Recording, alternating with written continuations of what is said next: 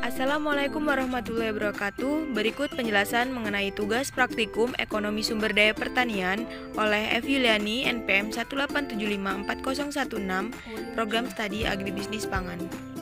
Tugas praktikum kali ini yaitu melakukan survei serta mengidentifikasi mengenai barang publik, eksternalitas, dan hak kepemilikan yang berada di daerah sekitar.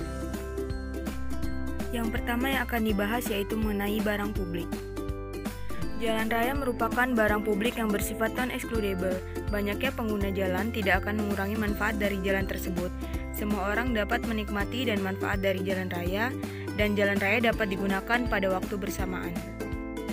Contoh barang publik yang selanjutnya yaitu papan marka jalan.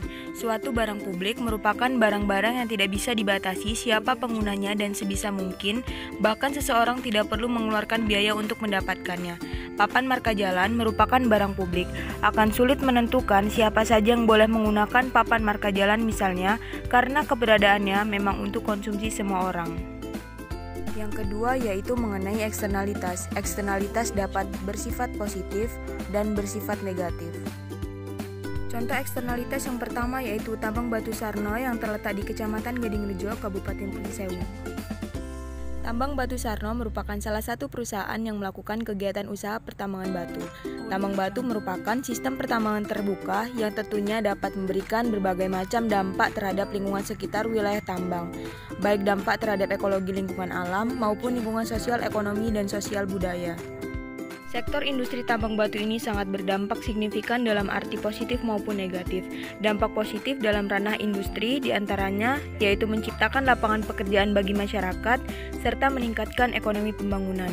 Dampak negatif yang ditimbulkan yaitu dapat mengubah bentuk topografi dan keadaan muka tanah. Penanganan terhadap tambang batu yang dapat dilakukan yaitu yang pertama, mengembangkan program tata kelola yang komprehensif dalam pengolahan tambang batu yang terintegrasi dari sisi ekonomi, lingkungan, dan sosial.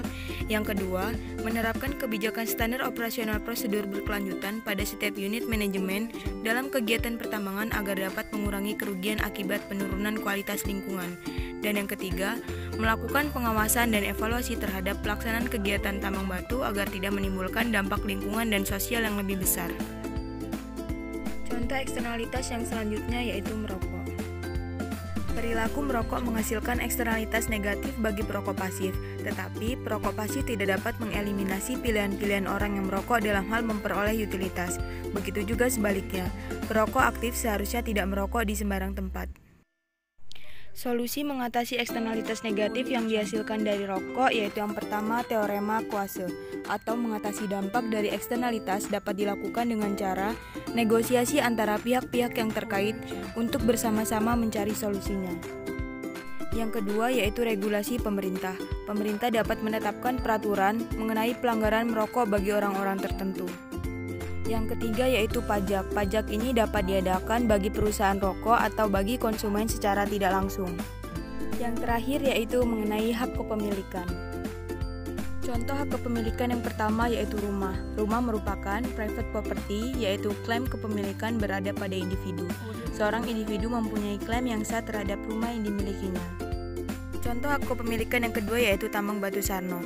Tambang batu Sarno mempunyai hak kepemilikan individu atau private property.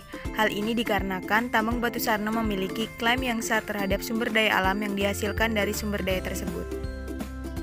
Sekian penjelasan dari saya mengenai barang publik, eksternalitas, dan hak kepemilikan yang berada di daerah sekitar.